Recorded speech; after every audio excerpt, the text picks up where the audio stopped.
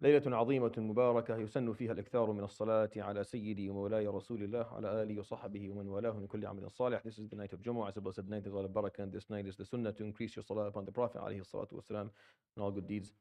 يروي الإمام أحمد في مسنده بسند حسن عن عقبة بن عامر الجهني رضي الله عنه قال قال النبي صلى الله عليه وآله وسلم. The hadith tonight in collection Imam Ahmad, and it has a reasonable chain of narration narrated to us by Uqba bin Amir. This is a very interesting hadith. Many of you may not have heard of it before. But I think inshallah tonight will be something interesting for you to hear if you have not heard it before. And it has a reasonable chain of narration. It's narrated actually more than one wording in the collection of Ahmad. I found actually a similar hadith to it, or similar wording in the collection of Tabarani as well. I had to look at this hadith when I was a student at university, so I'm familiar with the chain of narration for it. And what he said, عليه الصلاة والسلام. Of course, this is the theme of Jumaah still, the significance of Jumaah. And I'm narrating it because there's an attachment to it. قال هلاك أمتي في الكتاب واللبن. So the demise of my ummah is in the book and milk. So that's what he said. And Sahaba, just as you, they're kind of listening, and then what? قالوا يا رسول الله ما الكتاب واللبن. What do you mean book and milk? Lebban is milk, or we use yogurt today. That's how we call it, but it goes back to the meaning of milk. So he explained عليه الصلاة والسلام. That's what he said. قال أما الكتاب فيقرؤونه ثم يتأولونه على غير ما أنزله الله عليه. As for the book, they read it and then they interpret it in a way that does not serve the purpose for which it was descended upon me to begin with. They read the book and they go ahead and they interpret it, understand it, in a way that does not serve the purpose for which it was sent to begin with. I was given this book to serve a purpose. When you read the book, you have to understand it within the framework of what the Prophet ﷺ did in his life, in the framework of the Arabic language and the rest of the Quran. You can't just open up and just explain and understand however you want. There's a methodology for this. This is not a game, it's not play. Over the last maybe couple of decades, we've heard some of the most bizarre claims when it comes to the meanings of the Quran. Some of the most bizarre things. I didn't think I remember as a kid, never imagined that would happen. Never imagined that it would actually become mainstream. That some people walk around, interpreting the Quran in a way that neither does the language, nor does the culture of the Arab, nor does the life of the Prophet ﷺ allow for. And this goes in both directions, whether you're talking people who went in extreme extremism in either way, whether those who completely ruined whatever structure Islam had, or those who turned it into something that everyone dreads. قال وأما اللبن, as for milk, فيحبونه فيدعون الجمعة والجماعات ويبتغون الشهوات ويبدون. And as for milk, he's using this as a symbol of leisure in life.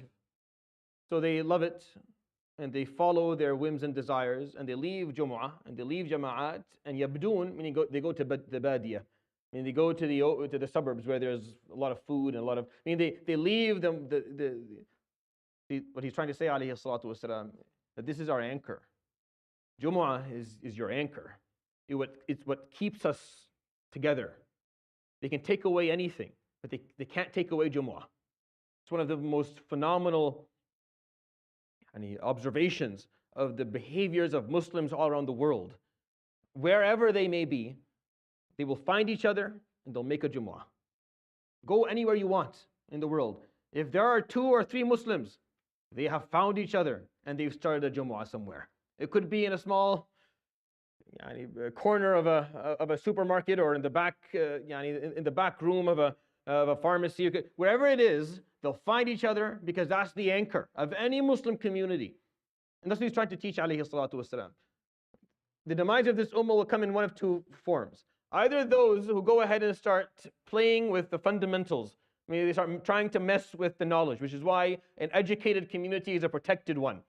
Which is why an educated ummah is a protected ummah. If we are properly educated about our deen, then the door for that is closed automatically.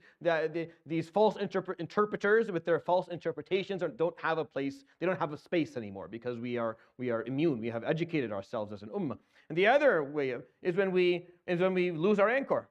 And when we become too loose and we follow wealth, or we follow leisure, we follow the dunya, and we forget that what anchors us as an ummah are these jama'at, are these congregational acts of worship. That's what anchors us and keeps us solid and strong. No matter what happens to us as an ummah, we always have this. We can always, it's actually Jumaah, if you were to look at it from a different angle. I mean, if you were to step out of your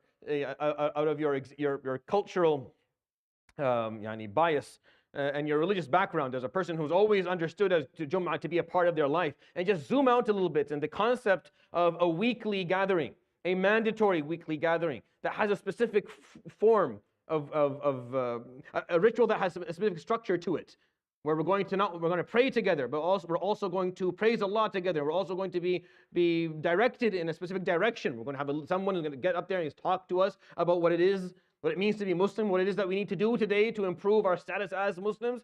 It's almost impossible for us to lose. I don't understand how we messed that up, wallahi.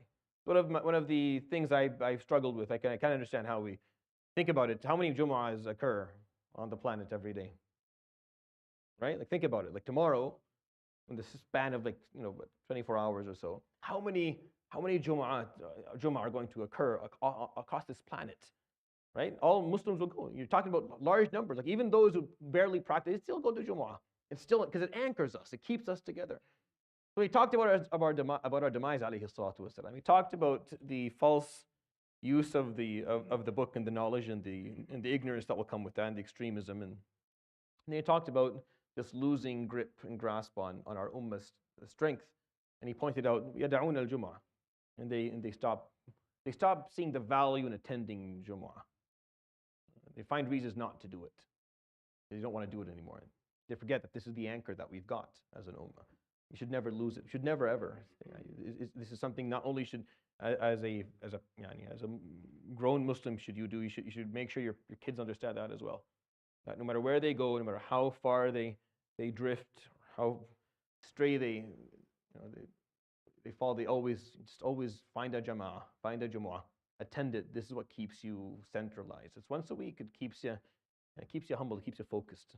And I think alayhi salatu wasalam really nailed it with this hadith. As interesting as the beginning is, as accurate as his words were alayhi salatu wasalam in terms of what we see today.